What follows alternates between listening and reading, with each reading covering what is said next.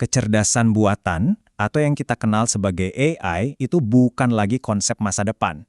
Kenyataannya, AI itu udah ada di sini, sekarang, bahkan di dalam ruang kelas kita. Nah, dalam beberapa menit ke depan, kita akan kupas tuntas panduan praktis untuk para guru, biar kita semua bisa menghadapi era AI ini dengan bijak dan etis. Oke, langsung aja ya. Ini dia peta perjalanan kita untuk memahami gimana sih seharusnya kita menyikapi AI dalam dunia pendidikan. Kita akan lihat satu persatu. Oke, bagian pertama, penting banget nih buat kita untuk sadar dulu sama realita yang ada di lapangan. Ini bukan lagi pertanyaan gimana nanti kalau... Bukan. Ini adalah tantangan yang udah ada di depan mata para guru setiap hari. Di satu sisi, ini membuka peluang yang luar biasa. Tapi di sisi lain, muncul juga dilema-dilema etis yang benar-benar baru. Coba deh kita lihat, dari mulai nulis esai, bikin presentasi yang keren, sampai menciptakan gambar atau karya seni, semua alat-alat canggih ini tuh gampang banget diakses. Dan jujur aja, siswa-siswa kita udah banyak yang pakai. Nah, melihat perkembangan teknologi yang secepat ini, kita sampai pada satu kesimpulan yang mungkin agak mengejutkan. Peran guru itu justru jadi jauh lebih penting, bukannya malah tergantikan. Jadi, peran kita sebagai guru itu sekarang meluas, bukan cuma soal akademik, tapi juga tentang bagaimana kita membentuk warga digital yang bertanggung jawab. Terus, pertanyaannya gimana cara praktisnya di kelas? Nah, semuanya itu berawal dari dua prinsip etika yang sangat mendasar.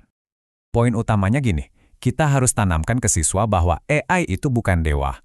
AI bisa salah, bisa bias, jadi mereka harus selalu mempertanyakan, mengevaluasi, dan ngecek lagi semua hasil dari AI.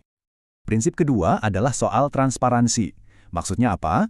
Artinya, kita perlu ajak siswa buat ngintip ke balik layar. Gimana sih cara kerja AI ini? Data apa yang dia pakai? Analogi ini pas banget kan? AI itu emang kayak sulap, keren banget. Tapi jauh lebih aman kalau kita tahu trik di baliknya. Jadi kita bisa memakainya dengan bijak, nggak sekedar percaya buta.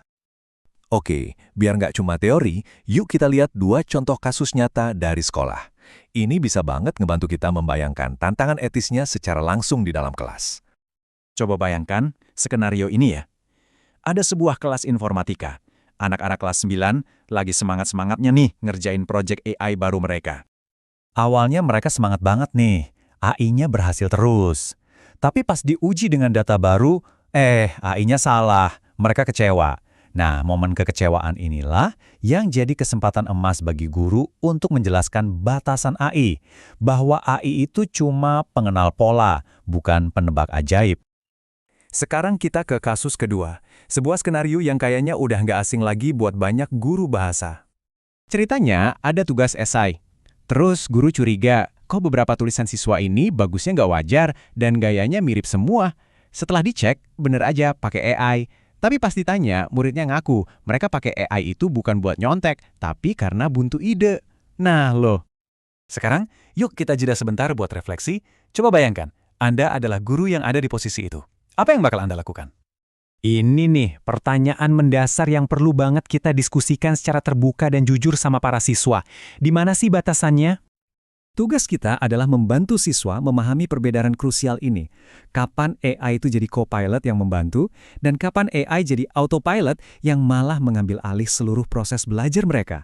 Beda banget kan? Nah, pertanyaan ini benar-benar jadi inti dari misi kita sebagai pendidik di era AI sekarang. Gimana caranya?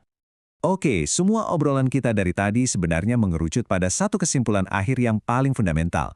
Jadi, tujuan kita itu bukan buat anti sama teknologi atau melarang AI. Sama sekali bukan. Tapi justru kita mau mengajari siswa-siswa kita cara untuk memimpin teknologi itu bukan dipimpin olehnya. Kutipan ini benar-benar jadi pengingat penting. Secanggih apapun AI, dia nggak bisa menggantikan pikiran manusia. Dan yang paling penting, AI nggak bisa bertanggung jawab. Tanggung jawab itu selalu ada di tangan penggunanya, yaitu siswa dan kita sebagai guru. Jadi, ini dia poin-poin utama yang bisa langsung kita bawa ke ruang kelas. Ingat, AI itu asisten, bukan bos. Hasilnya harus selalu kita cek ulang. Kita harus jujur kapan kita pakai AI, dan yang terpenting, proses belajarnya itu jauh lebih berharga daripada sekedar tugasnya selesai. Jadi, pertanyaan terakhir untuk kita semua. Ingat, setiap tantangan yang nanti muncul dari teknologi baru ini, itu sebenarnya adalah peluang emas. Peluang untuk mengasah keterampilan yang paling penting dari semuanya, yaitu pemikiran kritis yang berpusat pada kearifan manusia.